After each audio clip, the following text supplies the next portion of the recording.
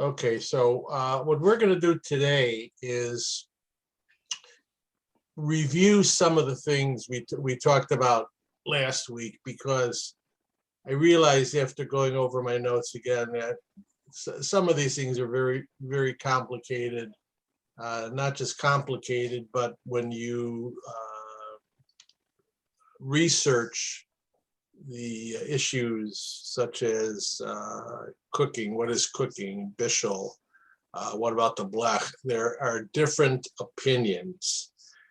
None of them are right, none of them are wrong. It's basically who you're listening to and what they advise you to do. So we're going to go over a lot of that stuff and bring in some new things as well. But before I do that, I didn't write a parody for this week's class. I figure I always like to start off with something light. So instead of a parody, what I'm going to do is I'm going to tell you a couple of stories that are about my career as a mashgiach. I used to work, and here's Fred Lurie coming just in time for the stories. How you doing, Fred? Alan, good to see you. Sorry I'm late. That's okay. That's okay. We were waiting for you.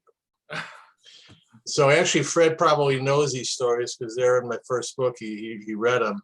Anyway, I used to work at a restaurant, and it's interesting. In South Florida, you've got a lot of people from the islands working in the kitchen, people from Jamaica, Haiti, etc. And it's not always easy to communicate.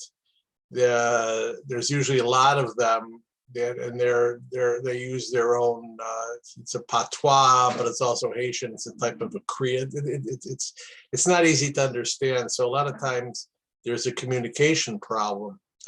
So one day when I showed up to work, the first thing a mashgiach does is look at the situation and see what they need you to do. And in almost all situations, what they're going to need you to do is, a prep for the evening meal. So you got to wash a lot of lettuce, a lot of herbs and stuff like that. So I go to the washing station, which is just basically a sink and a flat area where you can put down your light box. And there was a lot of dirty dishes in the sink. So I asked one of the kitchen people, I said, do me a favor, please. Can you please wash the sink? And he said, okay.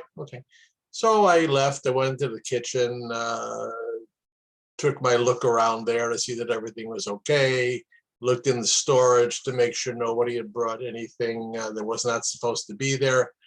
So a few minutes later, so I walk back, and there he is, sitting in a chair next to the sink, and nothing had been washed. So I looked at him and go, no. Well, he didn't understand that, so I figured go get somebody else who has a better command of the English language. So I went over to somebody else. I said, can you please talk to Pierre and tell him, I said, I asked him to wash the sink. So the gentleman goes over and talks to him, and Pierre answers him, and the guy starts laughing. And I said, what's so funny? He says, Pierre thought you told him to watch the sink. Watch the sink from what? That somebody wasn't going to take the sink. So anyway, so what happened was, I tell them they needed to wash the sink. So we were able to, communicate there. Similar situation happened one time. I was in the kitchen area doing certain things, and one of the people came in and says, the chef wants you. So I walk out, then I walk up to the chef, and I go, okay, hi, what do you need? He goes, I don't need anything. What are you doing here? I said, they told me to go get he wanted me. He goes, I didn't want you. And he said, who told you I wanted you? And I told him. He goes, go get him. So I went and got him. And what happened was he told the gentleman to go into the kitchen and get some ribeye, not some rabbi. See, they always think that you're a rabbi because, you look like one. So I go, well, I'm very honored that he said to get the rabbi. He didn't get just any rabbi, but anyway. So that's the levity for tonight. Now we're going to get down to serious business, okay? Anyway, last week, hello, Enid. Hello, Enid. Enid, Hello. this will be new for you. We're reviewing a lot of what we did last week. Mhm. We covered basically several concepts. We covered bishul, which is cooking, or actually not cooking, but just changing the character of the food by subjecting it to fire directly or indirectly with fire. We talked about that. We talked about the kalim, the vessels, and we talked about, what else? What was the other thing?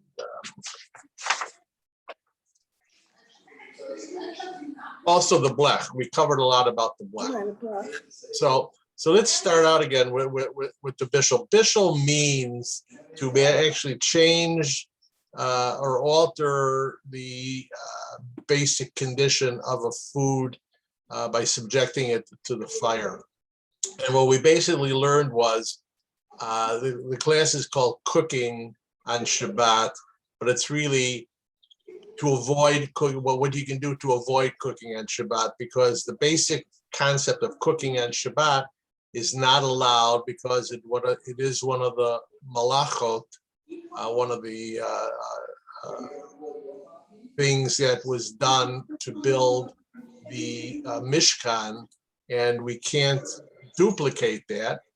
The cooking comes in when they used to cook herbs to make dye, D-Y-E.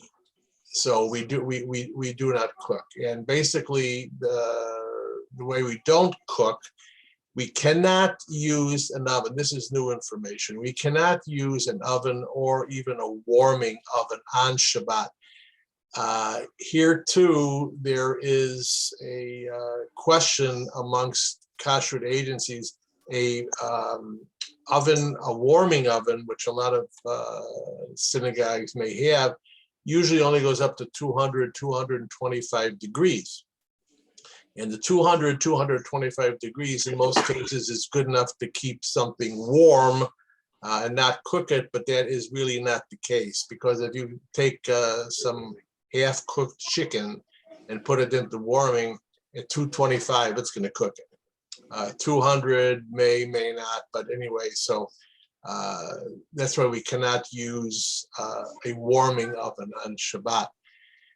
There's also a question, can you take, for example, let's say Friday night, the woman of the house makes challah and it's served nice and warm. She takes it out of the oven just before Shabbat.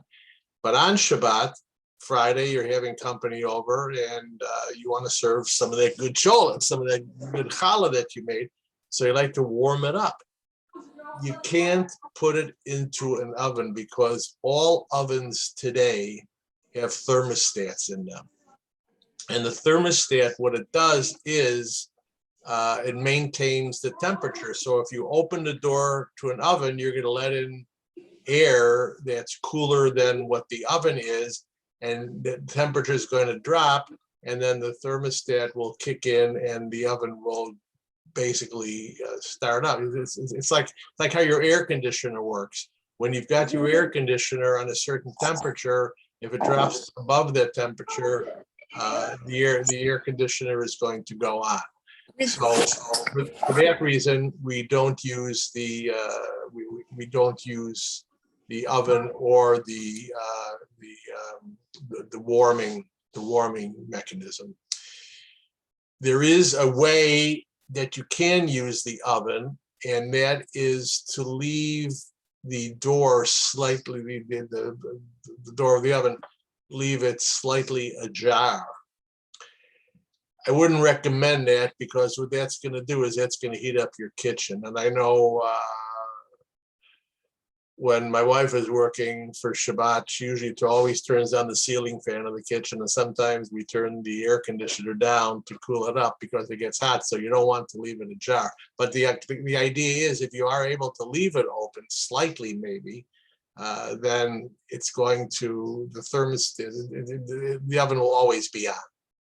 So, but anyway, that is not recommended. We ended up last week, we were talking about making tea and making coffee. As I told you before, when you're making coffee is pretty clear cut. We have 3 vessels. The urn or the pot is called Keli Rishon. That means Keli is a vessel, the first vessel. That's where the water is heated in. When we pour that water into a cup, that cup is called the Keli Sheni, the second cup. You still can cook things in that second cup. So you can't pour the coffee directly into the second cup. But what you do, Keli Sheni is the cup, then you pour that into another cup, giving that cup the status of the Keli Shlishi, the third cup, which you can cook in by definition. So the first Keli Rishon, you can't put coffee grounds in, or can't put tea in. Keli Sheni, same thing, can't put coffee grounds in or tea. Keli Shlishi, you can. So that's why you see people on Shabbat going to the urn, pouring it into one cup, then pouring it into another, and then making their tea or making their coffee. Removing the tea bag, you've got 2 separate issues. If you take the tea bag and dunk it up and down, what you're doing basically is straining, which is not allowed. That's a malachot, which is not allowed. And then if you take the tea and you just lift it out, then that is called separation. Can't do that. The way you do it is put the tea bag into a spoon and hold the spoon above the tea until it stops dripping, and then you can take the tea bag and throw it out. But there's another concept that comes in there. What if you want to use the tea bag again? And you can do that. You can use tea bags more than once, especially if you're cheap like me. If you take that tea bag out the third way by taking, you still have to remove it in a proper way. But if you want to reuse the tea, it's called taking good from bad. You've got maybe like an empty cup and you want to use a tea bag. So the empty cup doesn't serve any purpose. So if you remove the tea bag and put it into another cup, you're taking the good from the bad, which you can do on Shabbat. An easier way to visualize this is, let's say you're eating your dinner in the first course. They served you some fish, and the fish has got a bone in it. So if you just remove the bone, that is removing the bad from the good. That is considered work on Shabbat. So what you do, you make it easy. You take your fork or your spoon, you hold down, you put pressure on the bone, and then what you do is you remove the fish from the bone. So you're actually removing the good from the bad. That can be done on Shabbat. And primarily that's used, the concept of that is pretty much for fish. So let's talk about the blech. The blech is, it's one of those words where we've got the Jewish people generally don't have a big problem with the which is the letter chet in Hebrew, mainly because whenever we say a blessing, it starts Baruch Atah. And so we got used to saying that it always comes in with the Mishkiach. Some people call me the Mishkiach. Some people call them the Mishkiah. A lot of people have trouble with Mishkiach. So I just tell them to call me Rabbi, so then there's no problem with the so anyway, so with the blech, so you talked about last week. You've got Fred. Do you have a question? I see I waving. think I possibly found another name for the blech. Yes, tell us. I'm not sure if it was the blech or a hot plate, or if they're the same thing, or potentially, but it was, they said the Hebrew version was plata Shabbat. Plata, yes, Plata. That is another word for the blech. Yes, good work, Fred. That was your assignment. Rolls off the tongue a little nicer. Plata, Yeah, well, but nobody knows what you're talking about. If somebody Oh. said to you, put the chicken soup on the plata, I'd be searching the house until Shabbos was over to find what the plata is. okay, I try. I guess the plural of plata then would be plots. Well, that's a whole nother thing. I'm plotzing from you. Okay, anyway. Okay, back to reality again. Okay, so the blech has 3 areas. And also the blech is put over the stove top, covers at least 2 of the burners, could cover all 4, which is most standard stoves, but usually cover 2. 3 areas, A, B, and C. A goes, the blech is directly on. So let's say on your stove, you leave one burner on. So you put the blech directly over that burner. So that's area 1. Area 2 is adjacent to the burner, which is still hot, which you can still keep food warm by putting it there. And area 3, area C or whatever, is it's really not too hot at all. It's hotter than putting it on the countertop, but it's still not hot enough really to keep anything that warm. So let's say, for example, you want to keep your challah warm on Shabbat. So putting it on area A is not practical because you're going to end up with one side of your challah burned. Putting it on area 2, which is adjacent to area 1, you're still going to run that problem. So what people usually do is, let's say you've got a pot of chicken soup sitting on the blech. So what you do is you take the lid of the chicken soup, you invert it, and then you place the challah on top of that. That works very, very well. Actually, on our stove, we can put it in area C, which is basically, it's the vent. If the stove is still on, it's the vent of the stove. So it's probably, and there is some heat coming out of that. So it's not technically area B, but it still gives off some heat, so you can use it. So let's say on Shabbat, you're going to be using the blech, and you want to move. Let's say after you serve your chicken soup, you don't want to keep it on the direct fire, the hot area. So you move it to area B. You move it off. You have some guests that show up late, and you want to give them hot chicken soup, as hot as possible.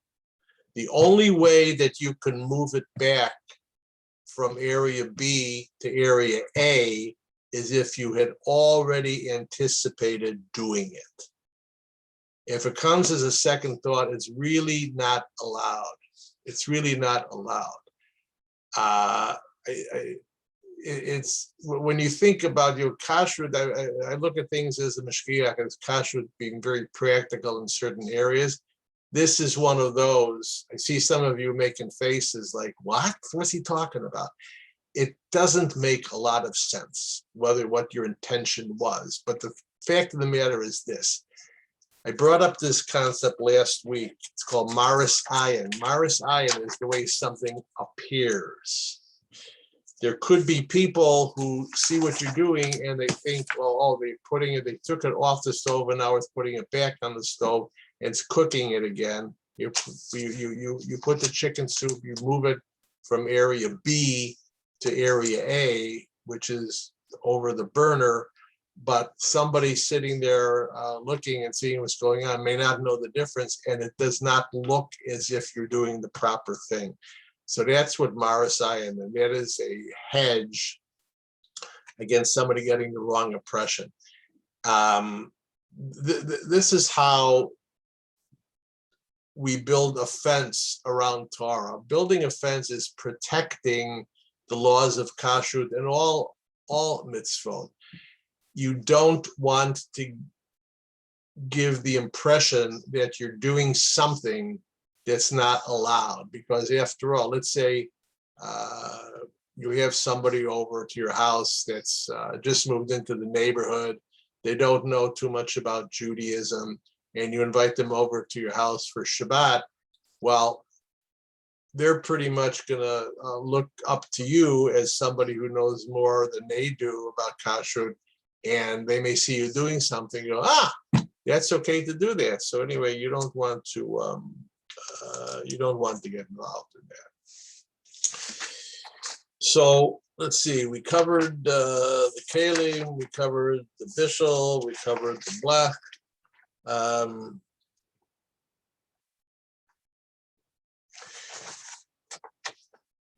The important thing to remember in avoiding cooking on Shabbat is that the food that you're going to be subjecting to heat, putting it on the blech, be it area A, area B, it must be fully cooked.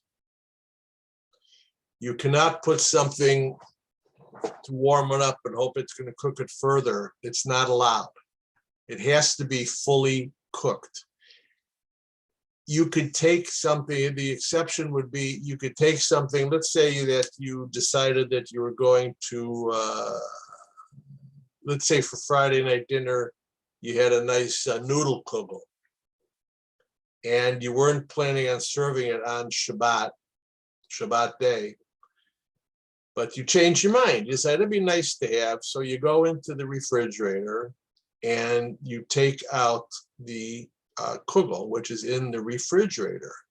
Anyway, when you take it out of the refrigerator, and it's in a container probably, and you subject it to the warmer air, you're going to get some condensation. That means there's a liquid on the kugel, on the top of the kugel. You cannot put that on a blech, because what you're doing is that since there is a liquid, that's tantamount to cooking. When you heat up, because what's going to happen, you're going to put the kugel on the blech, and the kugel is going to get warm, and the water in the kugel is going to get warm, so you're actually cooking. So what you do, if you need to take something out of the refrigerator, you take it out of the refrigerator, you put it away somewhere and let it sit out until any condensation, any liquid on that is dried up. Same thing with the freezer. You cannot take, if you take something out of a freezer, let's say you forgot, and you want to serve it on Shabbat, you're changing the character, you're changing the stature of the food. You're taking a frozen piece of kugel or something, and you're cooking it. You're making it warm, you're cooking it. So that you can't do either. Basically, like I said before, the food, and all the food has been fully cooked, but fully cooked does not give you permission to cook something, as I just said. You're taking it from the refrigerator or taking it from the freezer. Let's see what else. Okay, we cover the, I want to cover this thing with the ladle again, because that can be a little confusing. You've got chicken soup. That's Keli Rishon, the pot. When you take a ladle and take it out of the bowl, out of the pot, the ladle now becomes Keli Sheni. It's the second vessel. And then you put it into the bowl, and the bowl now is Keli Shlishi. You want to put some salt, it's not salty enough for you, you put some salt in the chicken soup on the bowl. You cannot put the salt in the pot directly, nor can you put the salt in the ladle, because what you're doing, salt gets absorbed. That is called cooking. Let's say, for example, that people are coming in sporadically and you're serving the chicken soup. So what you want to do is you want to leave that ladle in the pot of chicken soup. If you leave the ladle in the pot, that ladle takes on the same character of the vessel that it's in, the Keli Rishon. So the ladle now is just an adjunct to the pot. So it's Keli Rishon still. Whereas originally, if you took the ladle out of the pot and put it back in every time, then it's Keli Sheni. So everybody nod your heads if you are all agree with it. We can't tell if Mel is, but Mel, I might ask you to unmute if you make sure you understand all that. Yes, Okay. yeah. So A little clearer this week than last week. It was a lot last week, so thank you. and then when you take let's say the ladle stays in the pot, and you now put the ladle into a bowl, that bowl now is not a shlishi anymore, it's a sheni. So you've got to probably the best way to do it, if you leave the ladle in the bowl, put it into a serving dish, and you can serve it from there. So then the serving dish, the serving bowl, becomes Keli Sheni, and from there you serve it into the bowl, which becomes Keli Shlishi. It's another issue here. Let's say that you take the ladle out after every use, after every serving, and you put it off to the side. It's got to be completely dried out and rinsed before you use it again, because what happens is that in cholent, especially, maybe in chicken soup, you're still going to get some solid. Once it dries out, it also takes on the nature of solid food. So if you take that, let's say you take out, cholent's a better example because it's thicker. So you're serving a cholent with a ladle, then you put the ladle on the side, and it sits there for a while. So the cholent has become hardened onto the ladle, not the label. So when you take the ladle now, you've got the cholent crusted on there, and it's cooled off. And when you dip that ladle into the pot, you're cooking. It's a no-no.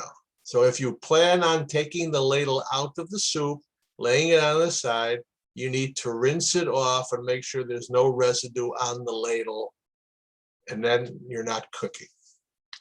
So are you all thoroughly confused at this point?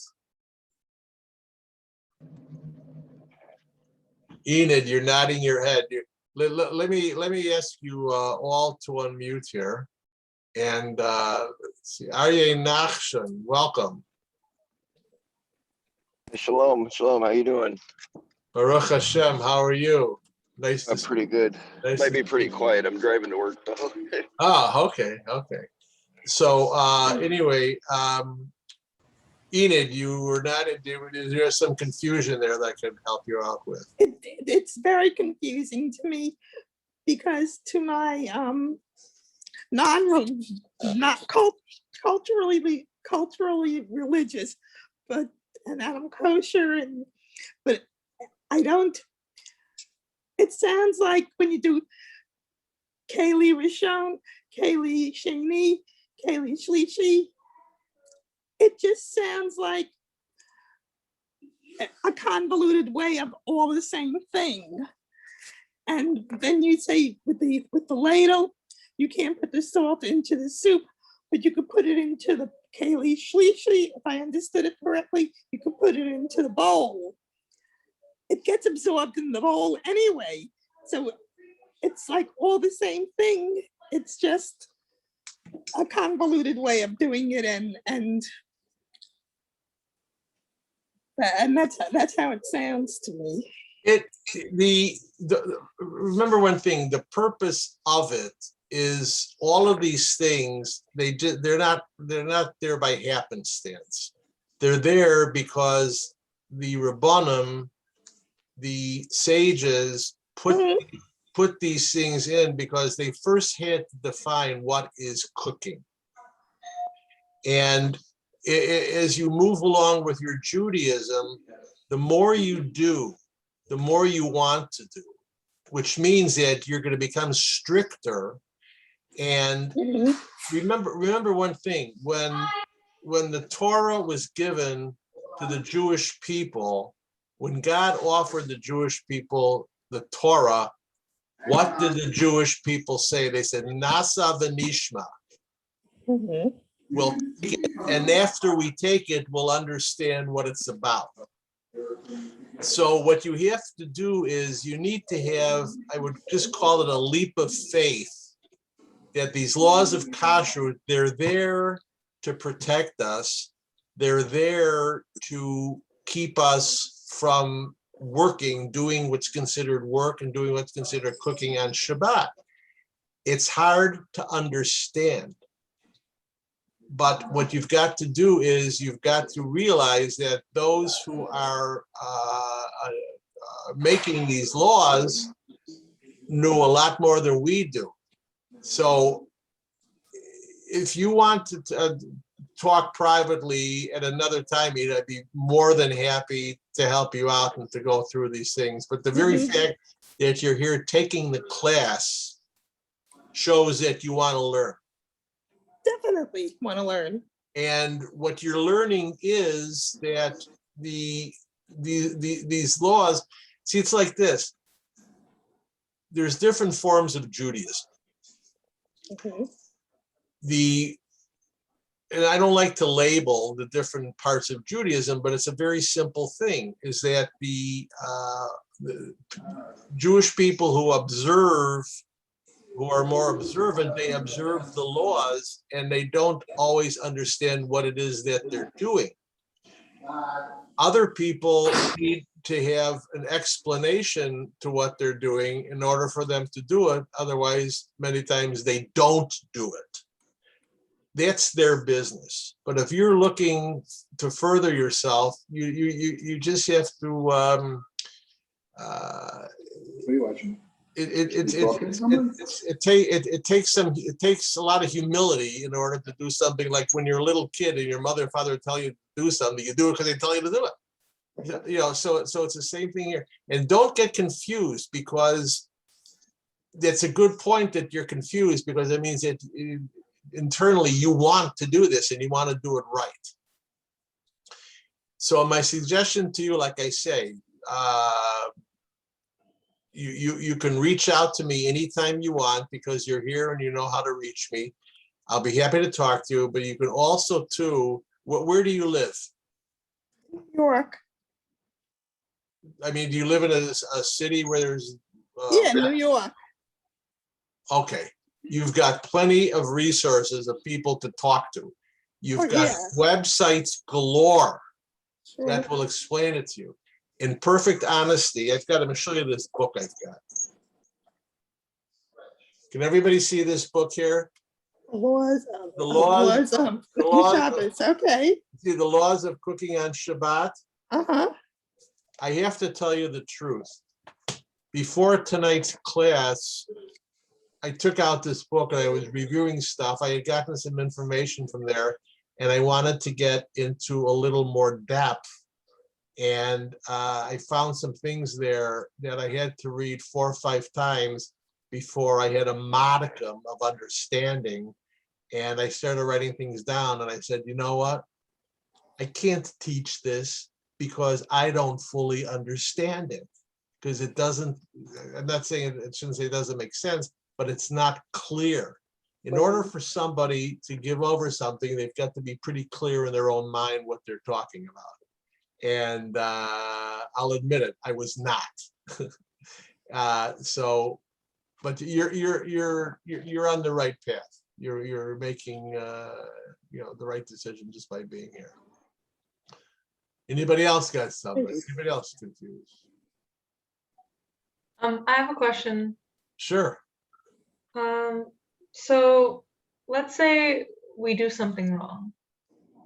Like I mix up the three vessels, and how would you approach sort of making a mistake? Is there something we should do? I would imagine that, we should acknowledge that we want to improve and sort of apologize in some way, like to God. But is there some extra step that you would recommend for us to take? Well, it depends on the severity of the mistake. Talking about, let's say, leaving the ladle in the pot and then serving it, putting it into a bowl, which is sheni and not shlishi. There's really not much you can do. I mean, you could, you could always just admit the mistake. It's one thing when you do it for yourself, but it's another thing when there's other people involved. So you don't want to cause other people to, what's the opposite of benefit? To be hurt by your mistake. But the fact of the matter is, it's not like you're, violating the laws of thou shalt not kill. It's everybody makes mistakes all the time. Fortunately, in Judaism, there's ways to rectify everything. Like, for example, let's say that you take the chicken soup and you were looking at, you couldn't, everything that you would use for your bowl was in the dishwasher, and by mistake you take out a bowl that's used for your cereal that you put milk in. Okay, you do that, so all of a sudden now the bowl that was used, the milchik bowl for dairy, now has become fleshig, now has become meat. Okay, that's okay. You can reverse that. You can change it. So that's one example. Same thing with, I mean, you can take a pot that we use to cook chicken soup, and then let's say you're making, no, let's say a pan would be a better example. Let's say you got a pan that you use strictly for meat, and then you were making an omelet and you put some cheese on the omelet. Okay, so what happens is that the pot itself has to be, you have to change it, you have to kosher it, but the food itself has not become unkosher. You understand? When you mix up the utensils, when you use a meat pot to cook dairy or a dairy pot to cook meat, the pot itself or the pan itself is blemished, but that can be rectified, but the food is not. That's an unusual twist, but that's the way it goes. So anyway, when you do, and mistakes are the best way to learn, as long as you don't make them again. And you may make them again, but then, it's okay. Anybody else? Did I answer your question, Karina? Yeah, I did. Thank you. Okay. Anybody else have anything they want to say? Any comments they want to make? No? Okay, next week we're going to do something a little different. We're going to talk about all these different things that we've learned and where they come from. I'm going to give you the source to all these things, and it's very interesting, some of the background behind all of these things and all the reasons that we do things. Some of them are rabbinical, some of them are biblical. It's very interesting. So I'd like to once again welcome Enid and Aryeh. Hope you come back. Where did you guys? You had gotten my emails? Is that how you came to the class tonight? I was here last. What? Go Enid? ahead. I was here last week. Oh, but you had the okay, you didn't have their name out there, okay. Maybe not, maybe not. Oh, I okay. don't know. And Arye? Oh, yeah, I got it through your email that you sent out. I don't usually make it for the Monday class. I have to catch the recordings most of the time. Oh, okay, cool. All right. Anyway, thank you all. I hope, let's see, Mel, did you get a little more clarification today? Yeah, last week, I was kind of drowning a little, but this week it was a lot better with your explanations. I just needed to hear it again. I was kind of like Enid, like, oh, so many steps to come out with the same result. But I mean, I get it. It's just what we're to do. And it's frustrating. It's frustrating. But then if you take that the right way, the way it's intended, you don't quit. You just go and you look for more. And like I say, there is so much information on the web, so much. There's even a website instead of Wikipedia, it's Halachapedia, Halachapedia. And they answer questions, and I'm not sure what the source of it is, but they got some good stuff on there. So, and all you got to do, go to whatever search engine you use. And by the way, I'm not gonna get political here, but I try to avoid Google whenever I can. There is a wonderful search engine called DuckDuckGo. Try it out. So anyway, thank you everybody for coming. Have a great week, and remember that we're right now we're in the very beginning of the 3 weeks. The 3 weeks at yesterday was the 17th of Tammuz is when the temple was sieged. It was the beginning of the end for the destruction of the temple. So up through Tisha B'Av, this is the 3 weeks. It's a great time for going deep into yourself. And of course, when Mashiach comes, these are all going to be holidays, and we're all going to be celebrating, and we'll all say, "Wee! Be happy, everybody." Okay. Anyway, thank you very much. Thank you. Look Al. forward to seeing you next. Thank you. Bye-bye. Thank you.